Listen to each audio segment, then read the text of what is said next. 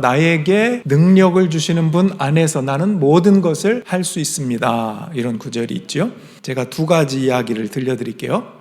학교 다닐 때 아마 그 시대가 1980년대 고등학교를 다닌 분들 있잖아요. 그때는 선생님들이 그렇게 매를 때렸어요. 아마 여러분들 선생님에게 맞아본 분들이 있는지 모르겠습니다. 아이들끼리 내기를 합니다. 야, 저 호랑이 선생님 있지? 그 선생님을 놀리는 사람에게 우리 한 반에 60명이니까 1,000원씩 걷어서 6만 원을 그 사람에게 주기로 하자. 그랬더니 일진이 딱 일어나가지고 내가 저 호랑이 선생님 놀릴 테니까 6만 원 내 거다. 그 선생님이 오셨어요. 수업을 시작하려고 하는데 손을 딱 들어요. 일진이. 화장실 좀 다녀오겠습니다. 야, 수업 이제 시작인데 쉬는 시간에 뭐하고 화장실 간다는 거야? 안 돼! 이렇게 얘기했어요. 조금 있다가 선생님 화장실 좀 다녀오겠습니다. 이렇게 여러 번 하는 거예요. 그랬더니 이 호랑이 선생님도 이해를 한다는 마음으로 진짜 급해? 알았어, 갔다 와. 그랬더니 일진이 하는 말이 싫어요, 안 갈 거예요. 선생님이 너 나 놀리냐? 앞으로 나와. 어떻게 됐을까요? 이 일진이 60명에게 1,000원씩 받았어요. 6만 원으로 치료비 삼았답니다. 얼마나 맞았는지 그 돈이 다 치료비로 나갔대요. 두 번째 이야기입니다. 조금 장엄합니다. 사냥개 아십니까? 이 사냥개가 호랑이를 만나도 두려워하지 않아요. 담대합니다. 왜 그런가 했더니 주인이 한 번 총을 쏘면 못 잡는 짐승이 없다는 것을 습득한 거예요.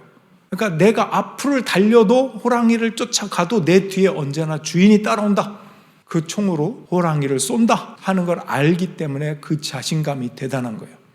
자, 두 가지 이야기를 들려드렸어요. 일진과 사냥개가 자신감에 있어서는 똑같아요. 근데 차이가 있습니다. 어떤 차이가 있을까? 일진은 자기 힘을 믿었고 사냥개는 주인의 힘을 믿었습니다. 교훈적으로 말하자면 자기의 한계를 아느냐 모르느냐의 차이예요. 사냥개는 자기의 한계를 짐승이지만 알았던 것 같아요. 주인이 없으면 자기는 아무것도 아니라는 걸 알아요. 주인이 있으니까 자신감 있게 가는 거잖아요. 일진은 누구랑 싸워서 이기니까 선생님도 이기고 뭐 자기 힘을 믿고 한계 없이 보이는 게 없는 거죠. 여러분, 우리들 한계가 있는 사람들입니다. 여러분, 김창옥 씨라고 재미있는 강사로 유명한데 그분이 그런 말 하더라고요. 그 IQ하고 성격은 20살 넘으면 잘 안 바뀐대요. 이분이 그러면서 뭐라고 하는 게 재밌냐면 이 자녀의 IQ와 성격은 부모를 닮는 거래요. 누구를 닮겠네요. 부모를 닮는 거래요. 그래서 자녀에게 넌 왜 이 모양이냐? 너 성격은 왜 이렇게 또 그러냐? 이거는 가해자가 할 소리는 아니래요. 여러분, 뭐 지능적으로 똑똑하건 성격적으로 얼마나 성품이 훌륭하고 이런 것들이 한계가 있어요. 여러분, 크리스찬도 한계가 있다는 걸 알아야 돼요. 크리스찬은 뭐가 다른가? 한계는 똑같이 있지만 능력 주시는 분이 있다는 걸 알고 그분 안에서 모든 것을 할 수 있다는 게 무슨 뜻일까? 이런 것들을 생각하고 배우는 게 크리스찬이에요. 여러분, 여기 보면 일체의 비결이라고 해서 가난도 있고 배고픔, 뭐 굶주림, 비천함 이런 것들도 나오거든요. 뭐 물론 풍부함도 있고 부유함도 있고 다 나옵니다. 우리가 늘 크리스찬은 가난하기만 해야 하고 뭐 어렵고 양보하고 이런 것만 성경은 말하지 않아요. 물론 그것도 좋은 미덕인데 또한 풍부에 처할 때 풍부에 처할 수 있는 매뉴얼이 너에게 있냐? 교만해지지 않고 그 위치에서 하나님 앞에 쓰임받을 수 있는, 나를 사용하소서 할 수 있는 매뉴얼이 돼 있냐? 반대로 네가 비천할 때는 비천함에 처할 수 있는 매뉴얼이 있냐? 비천하다고 해서 열등감과 아주 절망과 비교의식에 쩔어서 사는 그런 거 말고 그걸 통해서 하나님께 나아가 모든 것을 할 수 있는 매뉴얼이 있냐? 이 얘기를 하는 거거든요. 하나님은 이런 훈련을 시키기 위해서 우리 인생에 수많은 장치들을 두세요. 그게 환난이어도 어려움이어도 고난이어도 다양한 훈련을 시켜서 폭이 넓은 사람, 어떤 경우에든 감당할 수 있는 사람이 되라고 하나님은 많은 장치를 주세요. 그런데 목적이 있다는 걸 말씀드릴게요. 제가 읽어보겠습니다. 신명기 8장 16절. 이것이 다 당신들을 단련시키고 시험하셔서 나중에 당신들이 잘되게 하시려는 것이었습니다. 에레미야가 3장 32절 33절. 주님께서 우리를 근심하게 하셔도 그 크신 사랑으로 우리를 불쌍히 여기신다. 우리를 괴롭히거나 근심하게 하는 것은 그분의 본심이 아니다. 여러분, 괴롭히거나 근심하거나 이거는 과정은 될 수 있어요. 목적은 아니에요. 잘 되게 하고 복을 주고 하나님 나라에 합당한 사람이 되게 하는 그런 소중한 것이 목적입니다. 아이러니하게도 그 목적을 향해 가는 과정에 있어서는 내가 근심하거나 어려워서 힘들어서 어떻게 해야 되나 고민하거나 이 모든 것들을 장치로 두신다는 거예요. 믿지 않는 사람들은 그러면 절망하고 하나님은 안 계시구만. 왜? 내가 생각하는 하나님은 늘 풍부하고 잘되고 이런 하나님만 생각하니까. 근데 성경이 말하는 하나님, 그런 하나님을 뿐인더러 내가 약하고 연약하고 어렵고 힘들 때 내 손을 붙잡아 주시고 너 혼자가 아니야. 내가 있지 않니? 힘을 내. 위로하시고 더 모든 걸 주 안에 살 수 있도록 격려하시는 하나님이십니다. 그러니까 우리의 삶에 어려움이나 근심이나 이런 것들도 겪어보면서 삶의 폭이, 감당의 폭이 넓어질 수 있는 장점도 있어요. 예를 들어 용서의 경험이 있는 사람은 세상에는 정말 내가 이해할 수 없는 여러 종류의 사람이 있다는 걸 알아요. 근데 용서해본 경험이 없는 사람은 여전히 나의 제국 안에 갇혀 살아요. 저런 사람은 있을 수가 없어. 도저히 용서가 안 되죠. 왜? 그냥 내가 왕이니까, 내가 판단하니까. 하나님이 없어요. 그냥 내가 신이에요. 근데 용서한다고 하는 것은 하나님의 축복이에요. 그런 의미에서. 저런 사람도 있고 이런 사람도 있고 그런 사람들 안에서 내가 크리스찬으로서 어떻게 살아가고 대하고 함께 더불어 살아가는구나. 이런 것들을 깨달아간다는 것이죠. 이스라엘 백성들이 광야에서 가나안 땅으로 갈 때, 또 오늘날 크리스찬들은 천국을 향해 가는 이 인생의 여정에서 때로는 고통스럽고 힘들 수가 있습니다. 그러나 하나님은 가나안 땅에 그 천국에 합당한 사람이 되도록 어디서 훈련시키는지 아십니까? 성경에 보면 광야에서 훈련시켜요.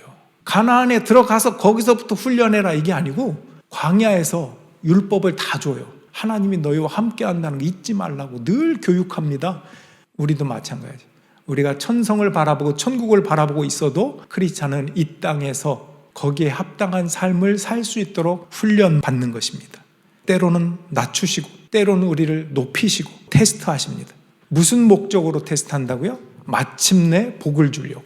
복을 주려고 그 과정에서 고생과 근심이 있게도 하신다. 우리가 감당하지 못할 시험이라면 하나님 분명히 피하게 하실 것입니다. 그러나 대부분은 감당할 수 있게 만드십니다. 환난, 고통 이것을 없게 하지 않고 이것을 이기게 하셔요. 이긴다는 게 감당하는 거잖아요. 내가 살아있음을 기뻐하는 훈련 이런 것이 되어 있는가 한번 우리 마음에 질문을 던져봅시다. 하나님이 나에게 생명을 주셨고 나와 함께 하셨고 그동안 내게 베푸신 은혜들이 있구나라는 것을 깨달을 수 있다면 그건 진짜 크리스찬입니다. 여러분 우리 삶의 어두운 면에만 자꾸 집중을 하면 불행해집니다. 이런 말이 있어요. 감사할 줄 모르는 자를 이미 불행으로 벌하셨다. 감사할 줄 모르는 지금 상황이 이미 심판이다. 이런 말이 있어요. 어떤 말인지 이해되시죠? 그렇지만 감사를 찾는 어떤 사람에게는 이 상황이 훈련의 기회가 된다는 거예요. 어떤 훈련의 기회? 끝내 복을 받을 기회. 또 하나님 앞에 모든 것을 할 수 있는 기회. 이게 정말 큰 관점의 차이입니다. 여러분 오늘 본문의 배경 빌립보서는요. 제가 긴 말 드리지 않겠습니다. 사도 바울이 감옥에 있을 때 쓴 편지입니다. 감옥에 있을 때 쓴 편지인데 내용은 어떤지 아십니까? 주 안에서 기뻐하라, 다시 말하노니 기뻐하라 하면서 이 말을 하는 거예요. 일체 비결을 배웠다. 그리고 하나님 안에서 모든 것을 할 수 있다. 이런 말이 어디 저기 피서 가가지고 수영장에 몸 담그고 편지 쓰는 거 아니에요. 그런 편한 상태로 나도 이렇게 기쁜데 너희도 기뻐하 이게 아니고요. 괴로운 감옥에 갇혀서 자기보다 더 자유로운 빌립보 성도들에게 편지를 쓰는 거예요. 기뻐하래요. 자유로우래요. 하나님 안에서 모든 걸 할 수 있대요. 그런 말을 사도 바울이 하고 있는 것입니다. 여러분 지금까지 말씀드린 거 알 듯 모를 듯 하죠? 좋습니다. 정리하고 가봅시다. 적응하는 비결, 내 한계를 아는 거, 또 순례자의 인생길이라는 마음으로 감사를 발견하는 것, 또 내가 주님 안에 붙잡혀 있고 주님을 바라보는 것, 이것입니다. 자, 오늘 본문에 보니까 비천에 처할 줄도 알고 풍족하게 살 줄도 안다. 배부르거나 굶주리거나 풍족하거나 궁핍하거나 어떠한 경우에라도 적응하는 비결을 배웠다. 우리는 사실 풍족하게 살길 바래요. 근데 사도 바울은 뭐냐고 하냐면 비천하게 살 줄도 안 돼요. 비천하게 사는 매뉴얼이라도 있는 것처럼 말하고 있잖아요. 사실 그렇습니다. 내가 비천에 처했을 때 나의 비천함만 바라보면 낙심하기 쉽습니다. 내가 풍부에 처했을 때 나의 풍족함만 바라보면 교만하기 쉽습니다. 매뉴얼이 너에게 있냐? 그 다음에 시편 23편 1절 2절입니다. 주님은 나의 목자시니 내게 부족함이 없어라. 나를 푸른 풀밭에 누이시며 쉴만한 물가로 인도하신다. 제가 진지한 질문을 여러분에게 던져보겠습니다. 여러분은 주님은 나의 목자라서 주님을 따르고 있는 겁니까? 아니면 푸른 풀밭과 쉴만한 물가로 인도하시기 때문에 주님을 따르는 것입니까? 자, 여러분 다시, 주님이 내 목자이기 때문에 주님을 따릅니까? 아니면 쉴만한 물가와 풀밭을 내게 주니까 따르는 겁니까? 목자 믿음입니까? 풀밭 믿음입니까? 목자 믿음은 푸른 풀밭, 쉴만한 물가가 때로는 보이지 않을 때도 목자를 따릅니다. 아까 그 사냥개처럼 내 힘을 의지하지 않고 내 한계를 알기 때문에 내 뒤에 계시는 목자, 그분을 따르는 것이죠. 이게 목자 믿음입니다. 쉴만한 물가나 푸른 풀밭이라고 하는 축복 자체보다도 이 축복을 주시는 분, 그 목자, 그분에게 초점이 딱 맞춰져 있는 것, 이게 목자 신앙입니다. 옥에 갇혀 있는 사도 바울이 신앙이라는 것은 네가 생각하는 대로만이 신앙이 아니라 더 깊은 것이 있어. 고난을 통해서도 하나님은 좋게 만드시고 모든 것을 할 수 있는 사람이 되게 하는 거야. 이 말을 하는 거죠. 우리는 비천에 처할 때 있습니까? 없습니까? 남이 나를 그렇게 만들 때도 있고 내가 스스로 그렇게 만들 때도 있습니다. 괴롭지 않아요. 그때 비천에 처하는 방법, 매뉴얼, 내 힘으로 할 수 있다는 교만을 버리는 겁니다. 화내고 내가 분을 내는 것도 내가 주인이니까, 내 감정의 주인이니까 그렇게 하는 거거든요. 사도 바울이라고 화를 못 내겠습니까? 하나님 도대체 이게 뭡니까? 감옥에다 가둬놓고 내가 당신의 사도 아닙니까? 당신의 복음을 전하느라고 이렇게 고생하는데 보상을 주지 못할 망정 이 감옥에서 이게 뭡니까? 내 인생의 최후가 이렇단 말입니까? 하면서 얼마나 화낼 수도 있죠. 짜증을 낼 수도 있겠죠. 당연히. 그렇지 않잖아요. 오히려 기뻐하고 이것이 나의 나됨을 만들어 왔다고 고백하면서 감사를 찾고 능력 주신 하나님을 영광 올려드리지 않습니까? 기도의 향기라고 하는 책에 무명의 기도가 있습니다. 그 세브란스 병원이나 이런 데도 병원에 가끔 보면 붙어 있는데 제가 한번 읽어볼게요. 때때로 병들게 하심을 감사합니다. 인간의 약함을 깨닫게 해주시기 때문입니다. 고독하고 외로운 것도 감사합니다. 그것은 하나님과 가까워지는 기회가 되기 때문입니다. 일이 계획대로 안 되도록 들어주신 것도 감사합니다. 그래서 저의 교만이 깨지기 때문입니다. 자식들이 공부를 기대만큼 안 하고 아내가 미워지고 어머니와 형제들이 짐스러워질 때도 감사합니다. 그래서 그들이 저의 우상이 되지 않게 하기 때문입니다. 때로는 몸이 늙고 아프게 하심도 감사합니다. 그러므로 인하여 영원을 사모하는 마음을 가지기 때문입니다. 불의와 부정이 득세하는 세상에 태어난 것도 감사합니다. 하나님의 의를 사모하기 때문입니다. 제게 잘못하고 저를 비방하는 모든 사람들이 있게 하심도 감사합니다. 그럴수록 더욱 겸손해지고 더욱 노력하기 때문입니다. 오늘 밤 잠 못 이루고 뒤척이게 하신 것도 감사합니다. 그래서 병들고 고통받는 이웃들을 위해 기도하고 이해할 수 있기 때문입니다. 하나님, 그럼에도 불구하고 제게 감사할 수 있는 마음을 주신 것을 더욱 감사합니다. 어때요? 이해가 좀 되십니까? 감사하게 됩니까? 우리를 괴롭히거나 근심하게 하는 것은 그분의 본심이 아니라는 것도 기억하십시오. 잘 훈련하면 괴로움과 근심도 그분께 향하는 길이 되는 거예요. 그게 정말 지름길이 될 수도 있어요. 근심과 걱정이 힘들고 어려운 곳으로 끝나지 않아요. 크리스찬에게는 오히려 주님께 향하는 길이 된다는 거 기억하시기 바라요. 예전에 학생 하나가 그런 고백을 하더라고요. 내가 홈스테이를 하든지 엄마와 함께 있든지 자족하기를 배웠노니 내가 배고플 줄도 알고 배부를 줄도 알아 인생의 풍부와 궁핍에도 적응할 수 있는 비결을 배웠노라. 내게 능력 주시는 자 안에서 내가 모든 것을 할 수 있느니라. 학생들 공부할 때, 성경 공부할 때 이런 말씀을 나눴더니 자기 홈스테이 하는데 적용을 한 거예요. 여러분 그런 것처럼 이제 적용을 좀 해보면 좋을 것 같은데 비가 오는 밴쿠버의 시즌에 백신을 맞듯이 제가 여러분에게 예방주사를 좀 맞춰드리려고 합니다. 요즘 독감하고 코로나 예방주사 맞으라고 하잖아요. 우리가 이 물리적인 예방주사도 좋은데 우리의 심령에 마음을 지킬 수 있는 이 백신도 필요한 것 같습니다. 자, 비가 오면 비에 적응할 수 있는 비결이 있어야 되잖아요. 여러분 어떤 비결을 갖고 이 겨울을 지나십니까? 밴쿠버의 겨울은 늘 비가 오잖아요. 계속 오거든요. 밤새 옵니다. 낮에도 옵니다. 어때요? 어떤 비결들이 있습니까? 그렇죠. 공기가 좋아져. 공기가 좋잖아. 또 있습니까? 해가 그리워지고 감사하다는 것을 느낄 수 있다. 두 분 아주 좋습니다. 또 얘기해 보세요. 자, 지금 나는 비가 오면 내 체질은 늘 땅에 꺼져. 어둠에 막 파묻혀서 헤매고 나올 줄을 몰라. 자, 어떻게 하면 좋을까? 이 비결을 좀 배워야 될 텐데. 이거 훈련이라니까요. 훈련합시다. 식물들이나 나무들이 잘 자라고 있다라는 거. 네, 비를 사랑하게 됐습니다.